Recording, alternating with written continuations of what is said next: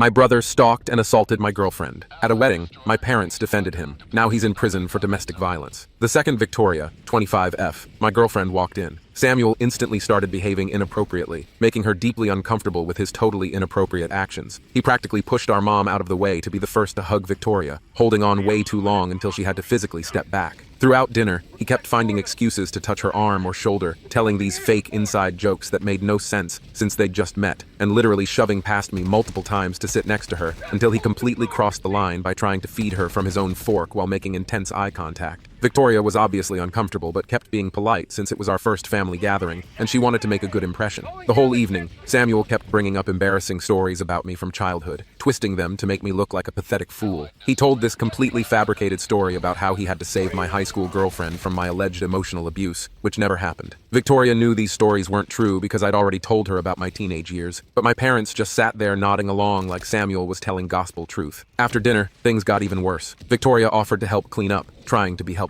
I was helping my dad move some boxes in the garage when I realized I hadn't seen Victoria for a while. I found her in the kitchen with Samuel literally blocking her path to the door. He had her cornered by the sink and was telling her how she deserved someone more exciting than his boring, unstable older brother. He was standing way too close and had his hand on the counter next to her hip. Victoria had already told him to back off twice by the time I walked in. When she saw me, she looked relieved and immediately came to stand by me. Samuel just laughed it off like it was all some big joke, but I could feel Victoria trembling. My girlfriend Victoria and I have been together for 8 months, and everything was absolutely perfect, until Samuel decided to completely wreck our lives with his obsessive behavior. I guess I need to provide some background about our family dynamic for this to make sense. Samuel and I grew up in an upper middle class family in a small town in Minnesota. Our parents both work in real estate and make good money, but they've always been more focused on maintaining appearances than actual family relationships. Samuel was born when I was 3, and from the moment he arrived, he became the center of our parents' universe. Nothing he did was ever wrong, and somehow everything was always my fault. Growing up, Samuel showed some really concerning behavior that my parents completely ignored. When he was 6, he deliberately broke my gaming console because I wouldn't let him play when he wanted to. Instead of punishing him, my parents bought him his own and told me I should have shared better. When he was 12, he killed my pet hamster by feeding it chocolate, knowing it was toxic. But my parents said it was an accident and that I shouldn't have kept pets if I wasn't going to watch them properly. In high school, he spread rumors about me cheating on my girlfriend at the time, which caused us to break up. My parents said he was just being protective of her. This pattern has continued into our adult years. Samuel still lives at home with our parents, working at my dad's real estate office and basically doing whatever he wants. He's sabotaged every relationship I've tried to have. With my last girlfriend before Victoria, he convinced her family that I had a gambling addiction. Completely false. Before that, he told another girlfriend that I had cheated on all my previous girlfriends. Also false. Each time, my parents either defended his actions or accused me of exaggerating. When I met Victoria, I decided to do things differently. I kept our relationship completely secret from my family for the first 3 months because I wanted to protect her from Samuel's usual tactics. Victoria is honestly the best thing that's ever happened to me. She's brilliant, compassionate, and works as a pediatric nurse at our local hospital. We met in the hospital cafe where I was getting coffee while visiting a coworker who had surgery. She was on her lunch break, and we started talking about the horrible hospital coffee. After a few more coffee chats, we started dating,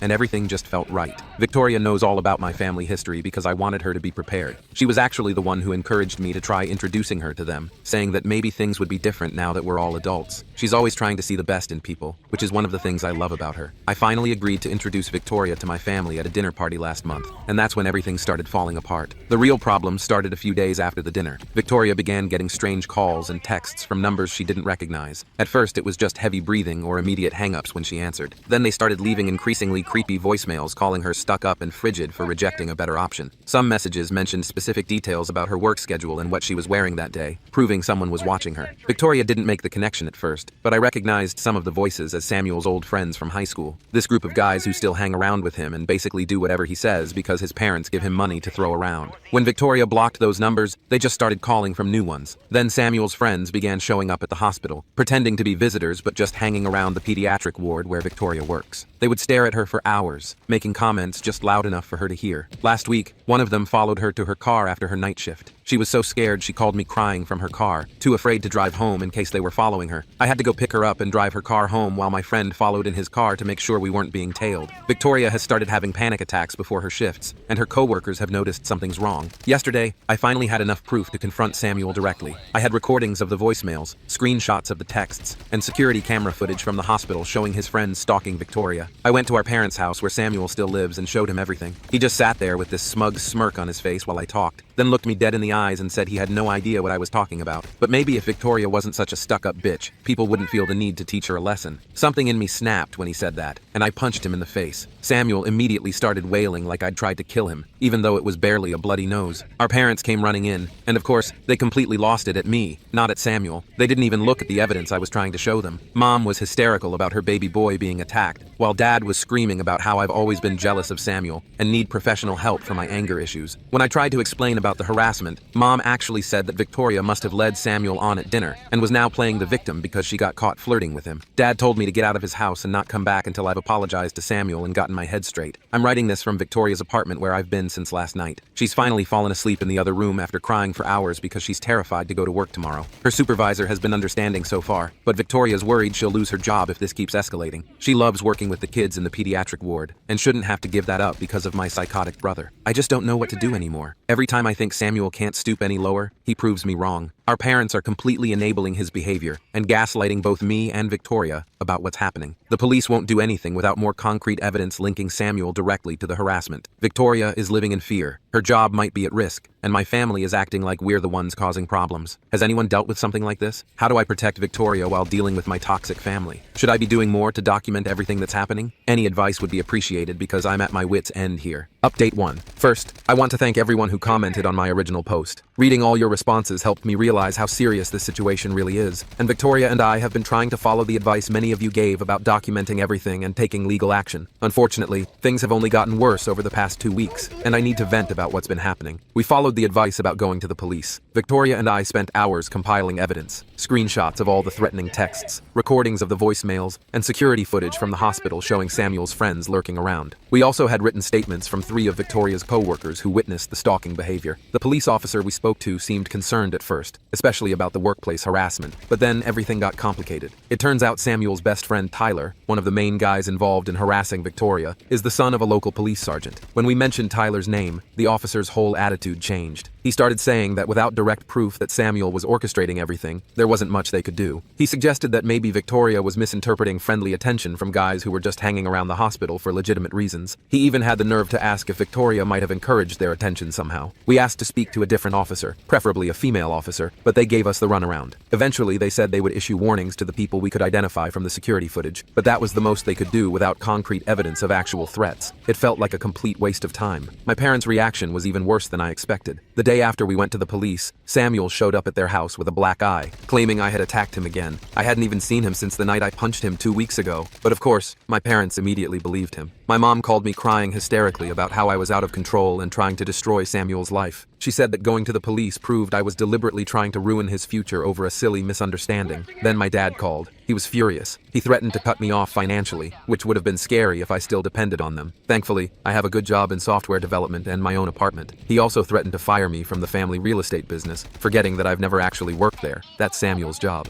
It really showed how they don't even see me as my own person, just as an extension of Samuel's life. The real disaster happened last weekend. My mom kept calling and texting, saying they wanted to fix things as a family. She promised that Samuel was sorry about everything and wanted to apologize to both me and Victoria. She said they had talked to him about boundaries, and he understood he had been inappropriate. After talking it over with Victoria, we decided to give them one chance to make things right. That was a huge mistake. We arrived at my parents' house for what was supposed to be a family dinner to patch things up. As soon as we walked in, I knew something was wrong. The house was full of people. My parents, Samuel, our aunt and uncle who always take Samuel's side, and worst of all, Tyler and 2 other guys who had been stalking Victoria at work. My mom called it a family intervention. For 2 hours, they all took turns attacking Victoria's character while Samuel sat there looking smug. My mom went on this long rant about how Victoria was obviously jealous of Samuel's good looks and success, and had been flirting with him at dinner that first night. She said Victoria was making up the harassment because she felt guilty about leading Samuel on and was trying to cover her tracks. My aunt suggested that Victoria was probably used to getting attention from guys at work and had misinterpreted friendly behavior as stalking because she had a guilty conscience. Samuel played his part perfectly, acting all sad and confused about why Victoria would make up such horrible lies about him. He kept saying things like how much he had looked forward to having a sister-in-law and how hurt he was that she would try to turn me against him. Tyler and his friends backed him up,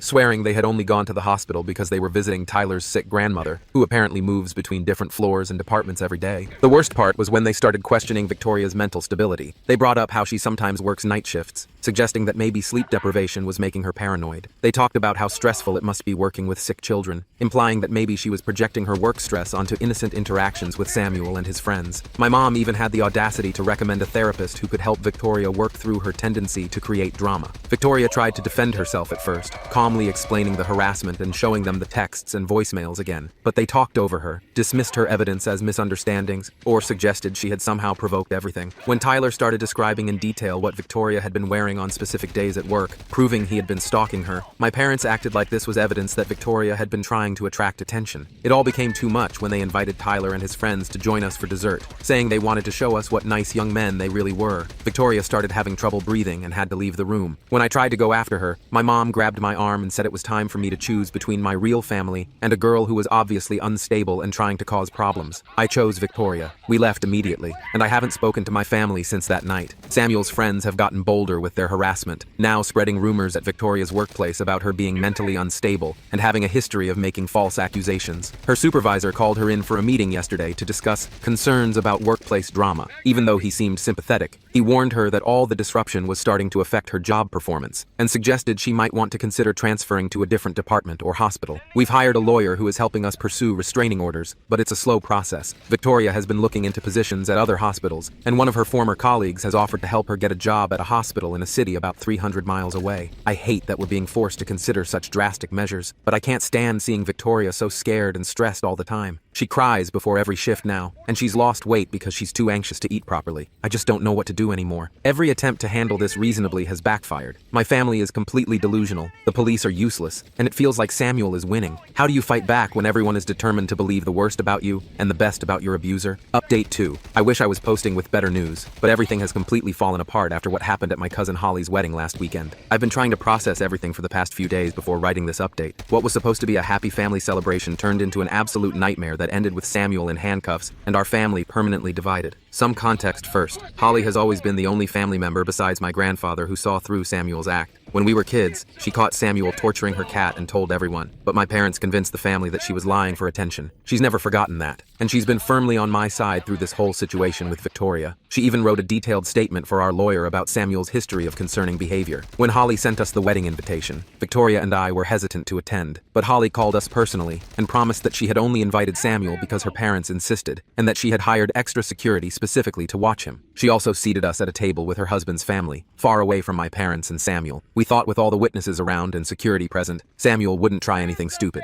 We were wrong. The ceremony went fine, mainly because Samuel was busy being one of the groomsmen. Holly's husband is our cousin on the other side of the family and didn't know about any of the drama. At the reception, everything seemed okay at first. Samuel was sitting at the family table with our parents, and we were across the room with Holly's in-laws. Victoria was finally starting to relax and enjoy herself for the first time in weeks. Around 9 p.m., Victoria went to use the bathroom. She'd been gone maybe 10 minutes when I noticed Samuel wasn't at his table anymore. Something felt wrong, so I went to check on Victoria. As I was walking toward the bathrooms, I heard Victoria scream. I started running, and that's when Holly's husband Miller and his brother turned the corner ahead of me. They found Samuel pinning Victoria against the wall in the hallway outside the bathrooms, trying to force himself on her while she struggled. He had one hand over her mouth and the other gripping her arm so hard it left bruises. Miller and his brother pulled Samuel off Victoria just as I got there. Victoria was shaking and crying. Her dress was torn at the shoulder, and there were visible bruises forming on her arms. Samuel was obviously drunk, and started yelling about how Victoria had been teasing him all night. She literally hadn't gone near him, and how she had followed him to the hallway. She was there first. Miller's brother, who's a cop in another city, immediately called the local police while Miller helped Victoria to a private room where Holly and her mom were trying to calm her down. Here's where everything got even worse, if that's possible. When the police arrived, my parents tried to stop them from arresting Samuel. My mom was screaming about how it was all a misunderstanding, that Victoria must have led Samuel on, that they shouldn't ruin his life over a little drunken mistake. My dad actually tried to physically prevent the officers from handcuffing Samuel, saying they needed to handle this as a family matter. Samuel switched between crying about how Victoria had seduced him and threatening everyone, saying none of us understood what he was capable of. He looked completely unhinged. When they were finally putting him in the police car, he started shouting that Victoria was a slut who had been asking for it since the first time they met. Several guests recorded the whole meltdown on their phones. The aftermath has been brutal. My parents are on a rampage, calling everyone in the family to spread their version of events. According to them, Victoria lured Samuel to a secluded area, made advances on him, then screamed assault when he rejected her. They're saying she orchestrated orchestrated the whole thing to get revenge on Samuel for exposing her lies about the harassment. They're even claiming that Miller and his brother roughed Samuel up before the police arrived. They didn't. And that Victoria gave herself the bruises. The one positive development is that Holly's wedding video caught Samuel following Victoria to the bathroom on camera. Between that, the bruises, multiple witnesses, and the videos of Samuel's meltdown during the arrest, our lawyer says we have a solid case. Several relatives who were at the wedding have come forward with statements about Samuel's behavior throughout the night, including him making crude comments about Victoria and following her around the reception. My parents are now threatening to disown me if Victoria doesn't drop the charges. They've been calling and texting non-stop, alternating between guilt trips about destroying the family and threats about ruining my inheritance. They even showed up at my apartment yesterday, causing such a scene that my neighbors called the police. My mom was crying about how I was sending her baby to jail, while my dad threatened to make sure I never work in this state again. Victoria and I have made our decision. She accepted the job offer at the hospital 300 miles away, and I've arranged to work remotely for my company. We're moving at the end of next month. A lot of people might think we're running away, but we just need to get away from all this toxicity and start fresh somewhere else. Holly understands and has promised to keep us updated about any family developments we need to know about. The hardest part in all this is knowing that my family will never admit Samuel needs help. Even after watching him assault someone at a wedding in front of witnesses, they're still defending him and blaming the victim. I've wondered if anything would have been different if someone had stepped in when we were kids, but I guess we'll never know. Right now, I just need to focus on protecting Victoria and building our new life together, far away from Samuel and my parents' enabling behavior. Update 3. I wasn't planning to post another update, but something happened yesterday that I feel like I need to share. After 4 years of blessed silence from my family, I received a hysterical phone call from my mom that honestly left me feeling both vindicated and deeply sad. First, a quick update on where things stand with Victoria and me. We got married 2 years ago in a small ceremony with Holly's family and Victoria's relatives. We bought a house in our new city, and Victoria is now the head pediatric nurse at her hospital. I'm still working remotely for the same company, but got promoted to senior developer last year. We're expecting our first child, a little girl, in 3 months. Life has been peaceful and happy, which makes what I'm about to share even more disturbing. Yesterday afternoon, I was in a meeting when my phone started blowing up with calls from my mom. I usually ignore unknown numbers since my family tends to get new phones to try to contact us, but this time she left a voicemail that sounded really desperate. When I called back, she was crying so hard I could barely understand her. It turns out Samuel got married last year to a woman named Rachel. None of us knew about it because we've had no contact with that side of the family since the wedding incident. Apparently, Samuel met Rachel at church, and their families arranged the marriage pretty quickly. My mom was babbling about how perfect everything was, how Samuel had finally found a good Christian woman who understood him, and how they were all so happy until last week. Last Thursday, Rachel's co-worker called the police after Rachel missed 3 days of work. When officers did a welfare check, they found Rachel with severe injuries. She had 2 broken ribs, a fractured wrist, and bruises all over her body. But here's the part that really got me. When the police investigated, they discovered that my dad had been helping Samuel cover up the abuse for months. Rachel finally broke down and told the police everything. Samuel had started hitting her just 2 months into their marriage. Every time she threatened to leave or tell someone, my dad would step in, using his connections in the real estate business to pressure Rachel's family about their mortgage, or threatening to get her fired from her job at one of his friend's companies. He even convinced Rachel's parents that she was mentally unstable and making up stories about Samuel, using the same tactics they used against Victoria. The final incident happened because Rachel got a promotion at work that would have given her financial independence. Samuel completely lost it and beat her so badly she couldn't go to work. When she called my dad for help, he told her to put some ice on it and remember her wedding vows. That's when her co-worker got involved and called the police. Both Samuel and my dad were arrested. Samuel for domestic violence, and my dad for witness intimidation and conspiracy. Mom wanted me to come back and help deal with everything. She kept saying that family needs to stick together in times of crisis, that Samuel and dad needed my support, and that Rachel was obviously exaggerating things just like Victoria had. I lost it. I told her exactly how I felt about her enabling Samuel's behavior for his entire life. I reminded her of what they did to Victoria, how they chose to support Samuel even after watching him assault her at Holly's wedding. I asked her if she ever once considered that if they had gotten Samuel help when he was younger, or held him accountable for his actions, maybe Rachel wouldn't be in the hospital right now. Mom broke down completely, saying she realizes now that they should have done something sooner. She admitted that she and Dad had always known Samuel had problems, but they thought they were protecting him by covering everything up. Too little, too late.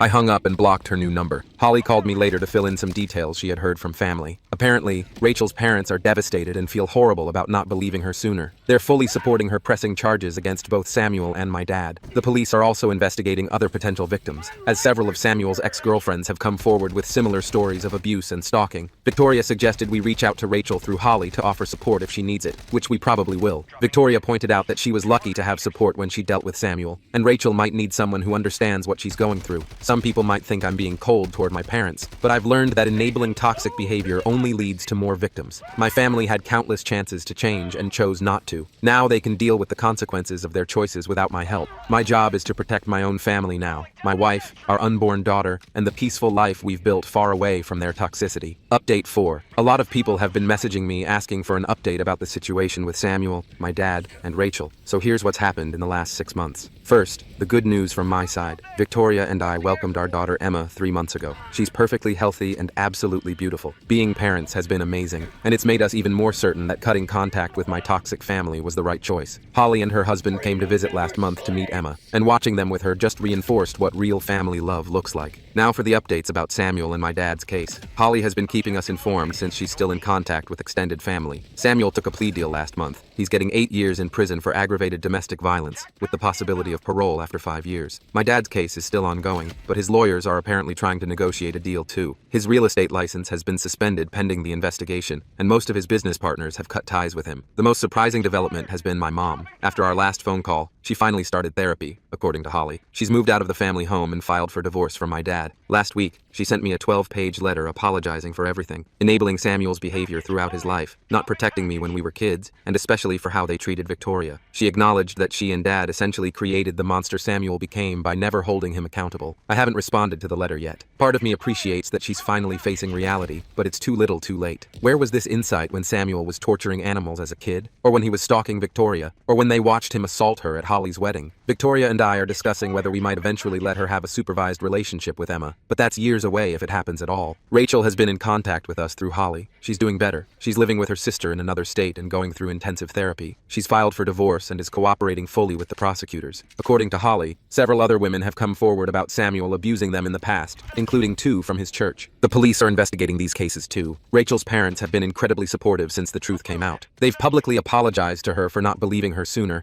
and have cut all ties with my parents. They're even working with domestic violence organizations now to help other families recognize the signs of abuse and manipulation. The extended family has basically split into 2 camps. Most younger relatives and cousins have sided with us and Rachel, while the older generation is still making excuses for Samuel and my dad. Holly's mom, my aunt, started a family therapy group for relatives who want to understand how things got so bad and how to do better for the next generation. As for me and Victoria, we're focusing on our daughter and our life here. Victoria went back to work part-time last week, and she's been promoted to Director of Pediatric Nursing. I'm still working remotely, but might start my own software consulting business soon. We've built a wonderful community here with great friends and chosen family. Sometimes I think about reaching out to my mom or responding to her letter, but then I look at Emma and think about how my parents would have expected me to let Samuel around her if we were still in contact, claiming he deserved another chance. That thought alone confirms we made the right choice in staying away. The cycle of abuse and enabling in my family ends with my generation. Emma will grow up surrounded by healthy relationships and people who respect boundaries. Sometimes cutting off toxic family is the best thing you can do for your kids, even if it hurts.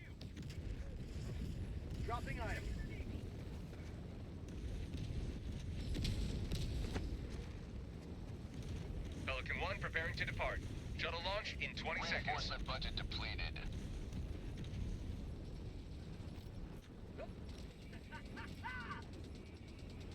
Extraction complete. Pelican 1 beginning ascent.